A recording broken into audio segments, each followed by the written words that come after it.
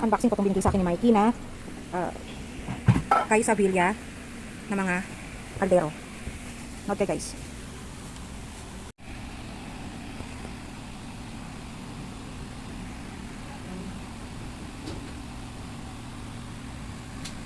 Okay. So, start na tayo. Meron siyang dalawang takip. Yung quality ng kanyang takip po. So, diba? Bonggang ganda. Yan. Quality ng takip niya. So, meron siyang dalawa na takip. Tapos, merong isang kaldero.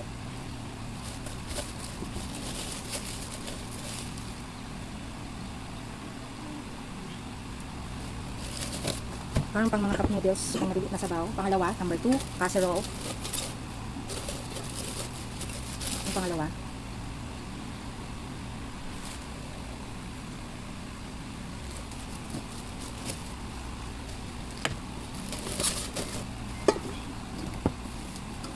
Meron siyang maliit, napaka-cute.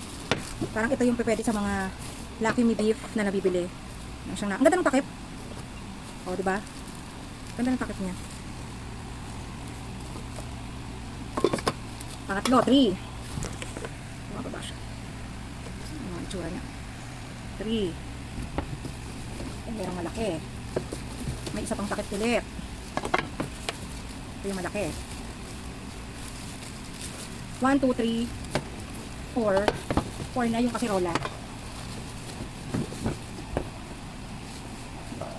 Pang 5.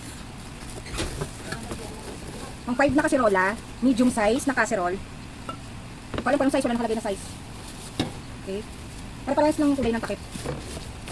Ilan na? 1, 2, 3, 4, 5. Pang 5 na. Dami. Tapos, last, meron siyang kawali. See?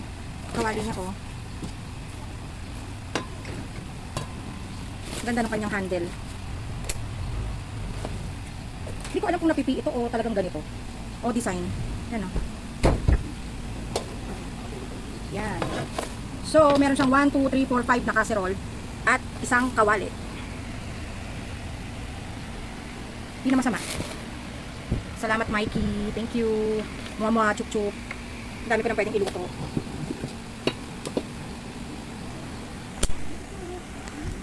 Yan. Ang kawali niya. Ay, so, tingnan mo. Ang quality ng kawali niya. Tsaka ganda ng kanyang handle.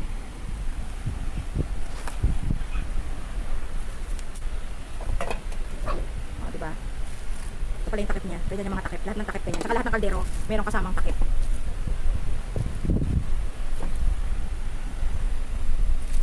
See? May mga pang maliliit na parang pang noodles lang. Merong na, ito, merong ano, yung may tenga, mahaba. Ito lang, kompleto na eh. Yan ang bilhin ninyo, kompleto nila. Yun lang. Thank you, Mike. Alam ko mahal to. Dahil mahal mo ko. Ito pala yung brand niya. Kay Sevilla. Yan. Yan yung mga, ito yung talagang laman.